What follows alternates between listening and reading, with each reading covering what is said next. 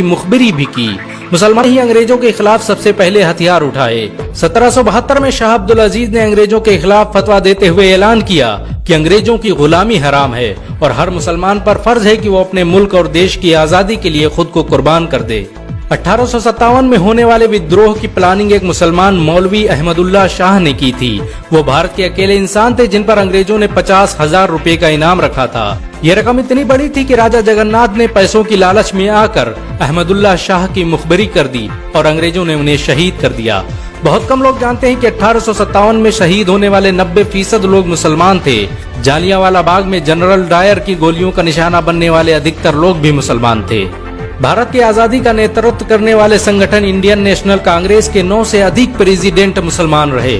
गांधी जी ने अफ्रीका में जहां वकालत की पढ़ाई की, वो कॉलेज भी एक भारतीय मुसलमान का था और वह जब भारत में आए तो उन्होंने आजादी के लिए अली ब्रदर्स के साथ काम करना शुरू किया जो कि मुसलमान थे। बहुत कम लोग जानते हैं कि 1921 में केरल के मुसलमानों द्वारा अंग्रेजों के खिलाफ लड़ी गई जंग में 3000 से अधिक मुसलमान शहीद हुए थे और 50,000 मुसलमानों के जेल में कैद कर दिया गया था।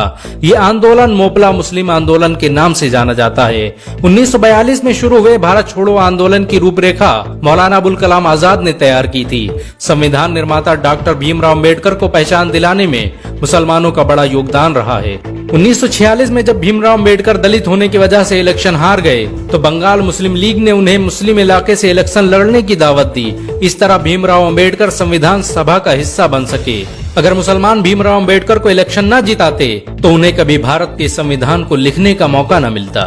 भारत की आजादी के लिए सबसे ज्यादा लेख, शायरी, गीत और किताबें मुसलमानों ने ही लिखी। अल्लामा इकबाल के जरिए लिखा गया सारे जहां से अच्छा आज पूरे भारत में गाया जाता है।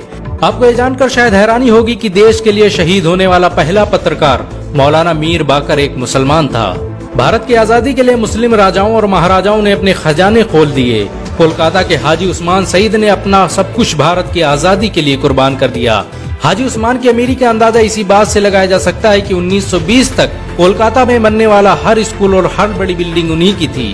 कोलकाता के पहले सुपर स्टोर कैश बाजार की बुनियाद हाजी सईद ने ही रखी थी, लेकिन बाद में उन्होंने अपनी सारी दौलत देश को दान कर दी और खुद एक किराए के घर में रहने लगे।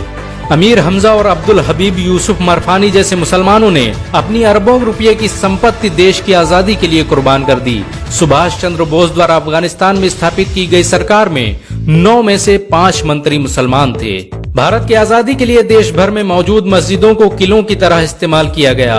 इन मस्जिदों में सुबह शाम हर वक्त भारत की आजादी के लिए ऐलान हुआ करते थे।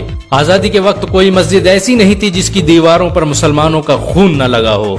इन सब के अलावा ऐसे करोड़ों मुसलमान हैं जिन्होंने भारत की आजादी और उसकी अस्मिता के लिए अपना सब कुछ कुर्बान कर दिया। सच तो ये है कि भारत की आजादी मुसलमानों के बगैर मुमकिन न थी। भारत आज भी आजादी के लिए मुसलमानों का एहसानमंद है। अगर एक मुसलमान होने के नाते आपको गर्व महसूस हुआ हो तो इस वीडियो को लाइक और शेयर जरूर करें। ऐसी और वीडियो को देखने के लिए हमारे चैनल को सब्सक्राइब करें, घंटा जरूर दबाएं।